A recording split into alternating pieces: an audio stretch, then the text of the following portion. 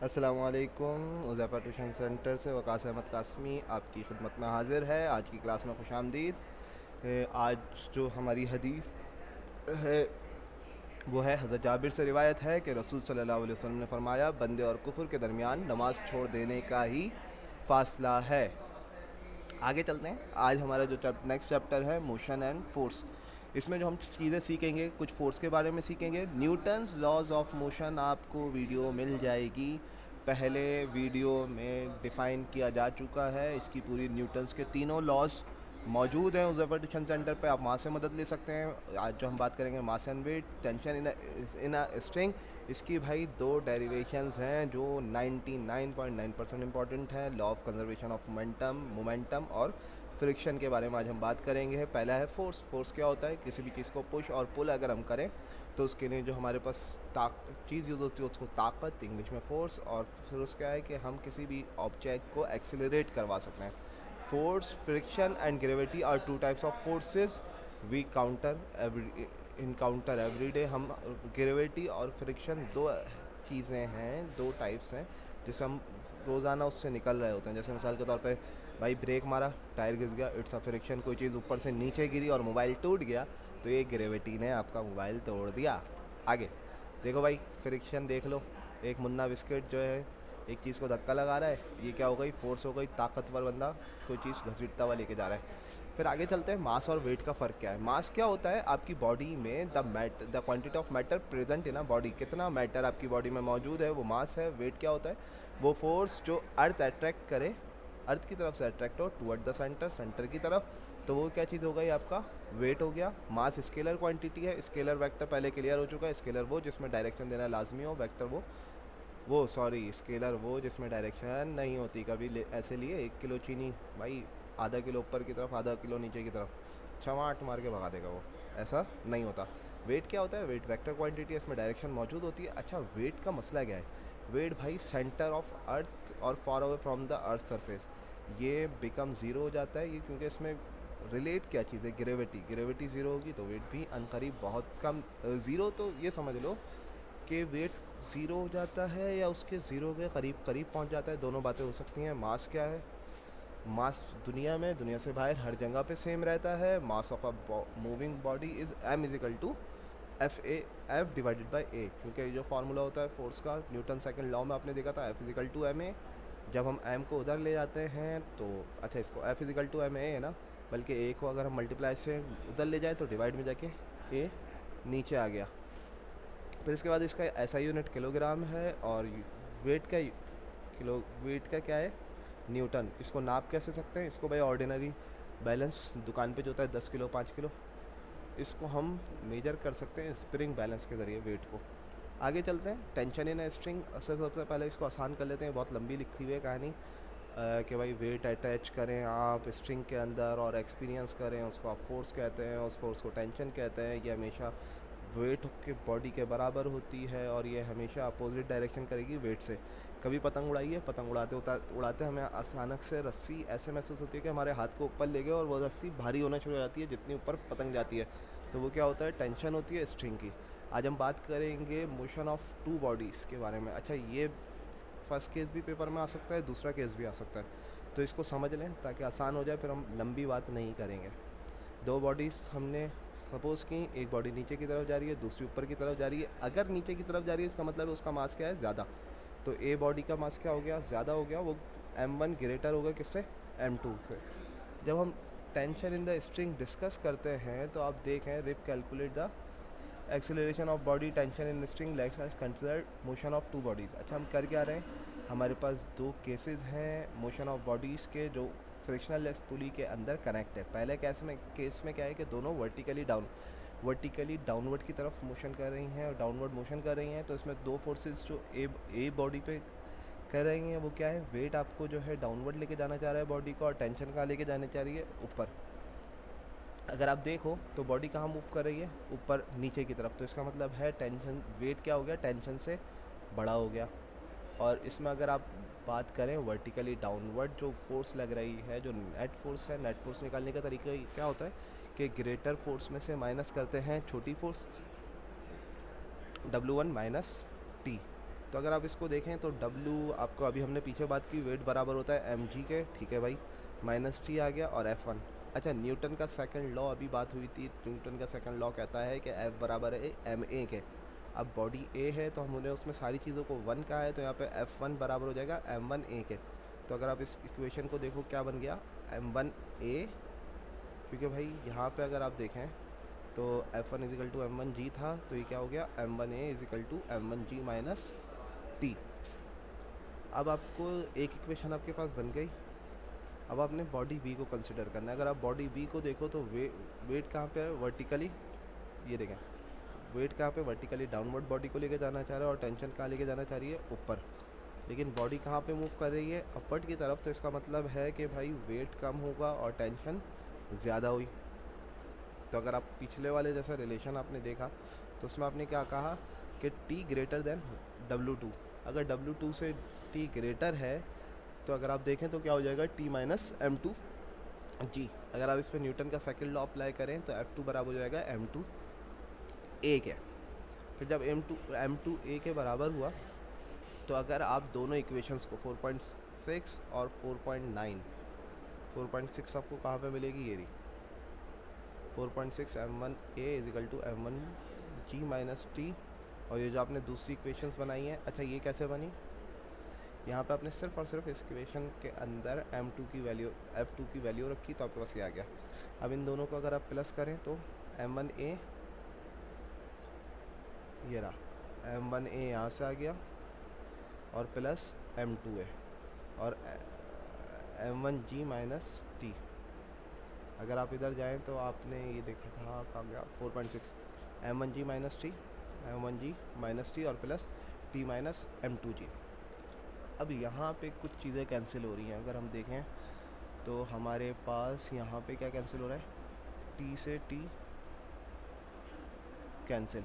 जब t से t cancel हुआ तो यहाँ पे क्या बच गया, m1a plus m2a, m1g minus m2g। और आप चाहो तो इसको ऐसे भी लिख सकते हैं, यहाँ से क्या, a कॉमन, ये जो a है ये आपने कॉमन निकाल लिया तो क्या हो गया, m1a प्लस m2a, m1g, यहाँ पे भी g कॉमन निकाल लिया तो m1 माइनस m2g।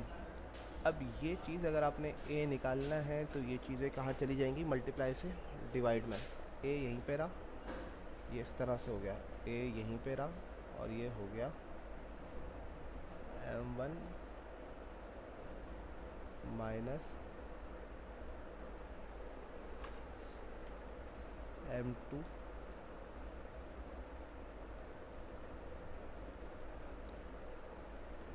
m2g, और डिवाइडेड बाय, डिवाइड किससे किया हमने, ये जो a के साथ चीज़ थी वो कहाँ चली गई, नीचे डिवाइड में, m1 प्लस m2।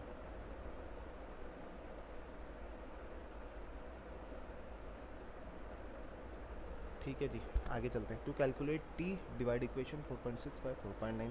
अगर आपको इसमें से t चाहिए तो आप क्या करेंगे, दोनों इक्वेशन को डिवाइड कर देंगे। जैसे ही आपने दोनों इक्वेशन को डिवाइड किया तो आपके पास क्या बन गया, अगर आपको मैं इधर साइड में दिखाऊं तो हो जाएगा m1a, m1 m2a। अब अगर आप इसको डिवाइड कर रहे हो ना तो आपके पास ये बच रहा है, दोनों a डिवाइड हो गए, दोनों a डिवाइड में कट गए, तो यहाँ पे क्या बचा, m1a m1 divided by m2। तो अगर हम आगे चलें तो क्या बचा, m1g minus T divided by t minus m2g।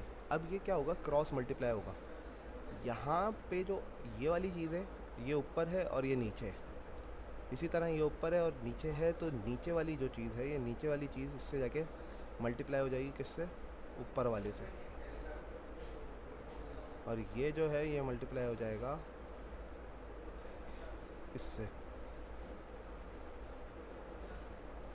अगर इससे मल्टीप्लाई होगा तो हो जाएगा m2 m1 g minus T, m1 t minus m2g। अच्छा, यहाँ पे भाई एक मिस्टेक नज़र आ रही है मुझे, इसको प्रिंटिंग मिस्टेक है, इसको ठीक कर लें तो यहाँ पे माइनस मौजूद है, ठीक है।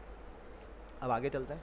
तो M1T M1 M2G M1 M2G minus M2T। अच्छा, अब जब ये चीज़ उधर गई, ये चीज़ उधर गई, तो ये चीज़ क्या हो गई, प्लस हो गई। यहाँ से टी कॉमन आ गया, और ये दोनों चीज़ें जब ऐड हुई, ये चीज़ उधर गई तो ये चीज़ प्लस में हो जाएगी। यहाँ से माइनस में जाके उधर जाएगी, किस में हो गई, प्लस में। जब ये दोनों चीज़ें प्लस हुई तो क्या हो गया, 2M1 M2G। और ये हो गया, अगर जब हम यहाँ से टी कॉमन निकाल लें, तो हमने टी कॉमन निकाला तो साथ वाली चीज़ कहाँ चली गई, नीचे चली गई।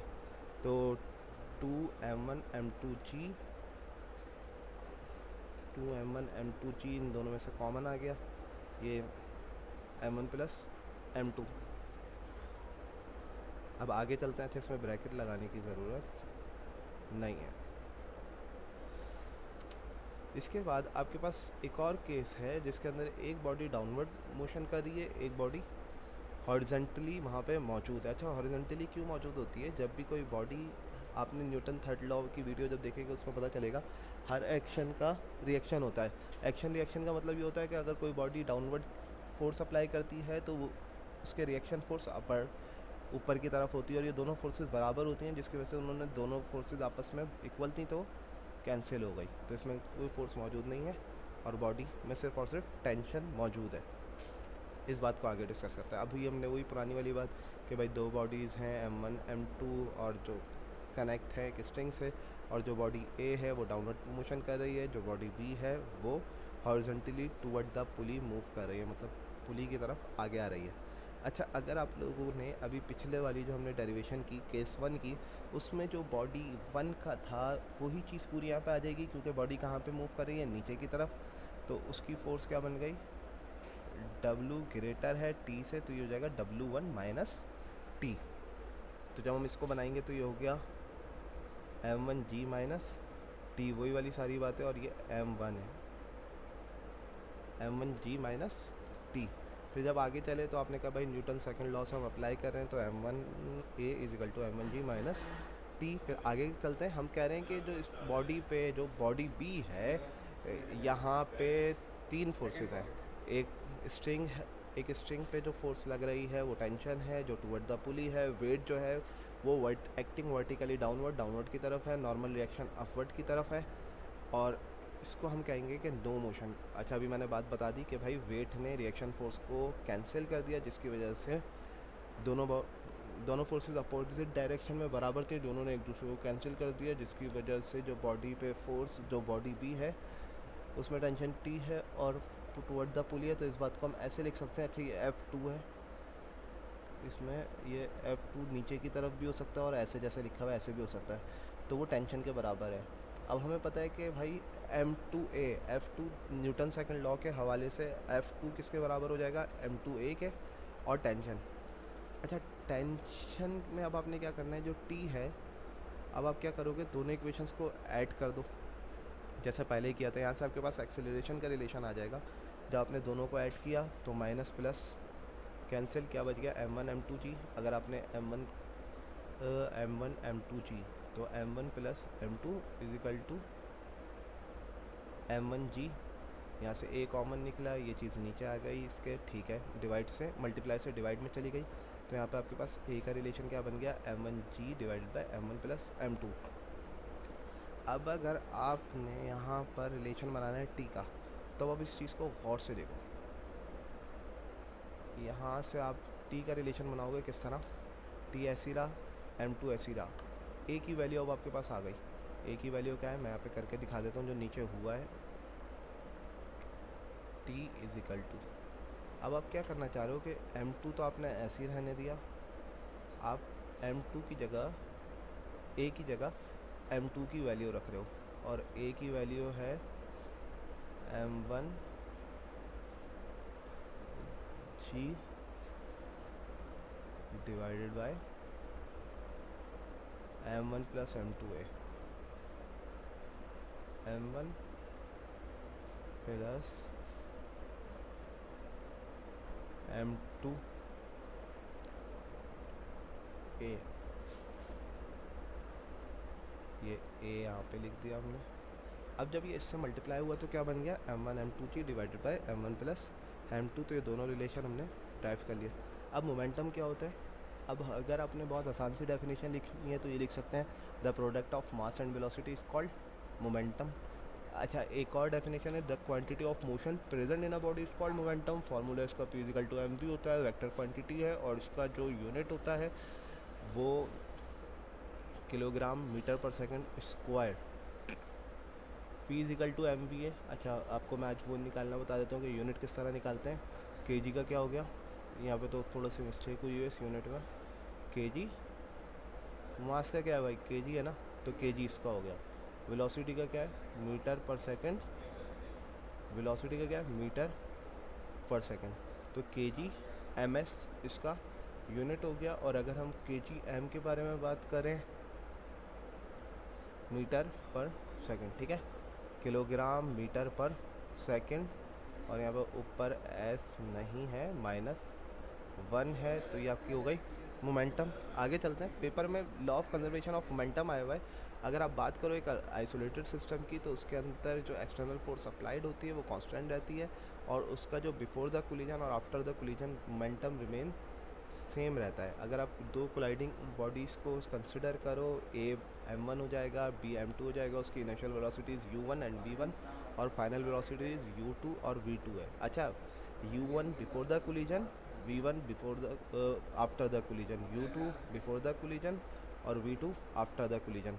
अगर आप इसका देखना चाहो तो जब भी कोई चीज़ निकालते हो तो before after divided by minus by before, after divide minus by before, ये दो तो आपने रिलेशन बना लिया ए और बी का, क्योंकि ए बॉडी बी पे फोर्स अप्लाई कर रही होगी, और जब दोनों माइनस हो जाएंगे तो वो फोर्स ज़ीरो रहेगी। अगर आप थर्ड लॉ के हवाले से बात करो तो F B A is equal to minus F A B, कि भाई बी ने जो ए पे फोर्स लगाई तो ए ने बी पे लगाई होगी। ये इसका थर्ड लॉ के हवाले से एक रिलेशन है। फिर जब आप इसको आगे चलते हैं तो फोर्स मल्टीप्लाई बाय फोर्स का जब आप रिलेशन देखते हैं तो फोर्स की हमने बात की थी, फोर्स बराबर होता है किसके, एम ए के, सेकंड लॉ ऑफ मोशन से। तो आपने कहा कि यार एम तो ऐसे ही रहा, ठीक है, m2, लेकिन यहाँ पे जो एक्सेलरेशन है, एक्सेलरेशन होती है वेलोसिटीज़ डिवाइडेड बाय टाइम। ए का फार्मूला होता है वेलोसिटी, ए का फार्मूला होता है velocity divide by velocity divide by time, ठीक है।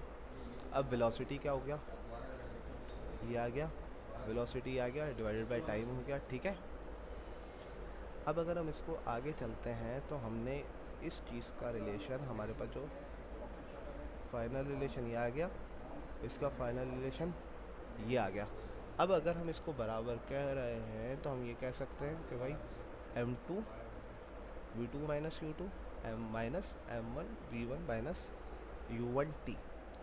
अब अगर आप बिफोर इक्वेशंस को देखो तो ये चीज़ क्या हो जाएगी, माइनस इधर जाएगा तो minus m1 minus m1 u1 minus m1 v1 minus minus minus क्या हो गया, माइनस माइनस क्या हो गया, प्लस हुआ, तो ये क्या हो गया m1 प्लस m1 u1। अब अगर हम इक्वेशन को law of conservation of momentum के हवाले से कर लें तो ये हो जाएगा m1 u1 m2 u2। अब आपने क्या किया, जो यहाँ पे चीज़ माइनस में थी और यहाँ पे जो चीज़ प्लस में थी, अब हम उसको सेटल कर रहे हैं। आपके पास जो लास्ट रिलेशन बना वो किस तरह से बना, इधर देख लो, m1 u1 माइनस का इक्वल टू को उधर जाके प्लस में हो गया, ये चीज़ तो थी प्लस में, m2 u2 इसी तरह m1 v1 plus m2 v2, m1 m2 v2, और यहाँ से माइनस वाली चीज़ अब इधर आई तो वो किस में हो गई, प्लस में हो गई। इसी तरह जब m2 u2 माइनस से उधर जाएगा तो वो किस में हो जाएगा, प्लस में, m2 v2 वहाँ पे जाएगी किस में हो गया, प्लस में। तो आपके पास जो लास्ट रिलेशन बना law of conservation of momentum का, तो वो बना m1 u1 plus m2 u2 is the representation of total momentum of particle A before the collision, and m1 v1 plus m2 v2 is the presentation of total momentum of particle A and B after collision. अब आपके पास frictional force है कि friction क्या होती है, कोई भी कोई भी फोर्स जो किसी भी बॉडी को मूव होने से रोके, वो फोर्स जो किसी भी बॉडी के मोशन को रोके, हरकत को रोके, वो कहलाती है आपके पास फ्रिक्शन, जिसके दूसरे मायने रगड़ भी होते हैं। Kinetic, the force of resistance on an object that cause the object to stop moving. अच्छा, अब वो फोर्स, काइनेटिक फ्रिक्शन क्या होती है? वो फोर्स, वो रेजिस्टेंट फोर्स जो बॉडी पे लगे और बॉडी चलती भी रुक जाए, स्टॉप मूविंग मतलब हरकत करना से रुक जाए। और स्टैटिक्स क्या होती है? वो फोर्स, वो रेजिस्टेंस फोर्स जो ऑब्जेक्ट पे लगे और वो मोशन को रोक दे या मोशन ना होने दे। इसके बाद आपके पास तीन तरह की फ्रिक्शन हैं, थ्री टाइप्स ऑफ फ्रिक्शन है। स्टैटिक फ्रिक्शन क्या है? The resistance force between the two surfaces before the motion start is called the static force.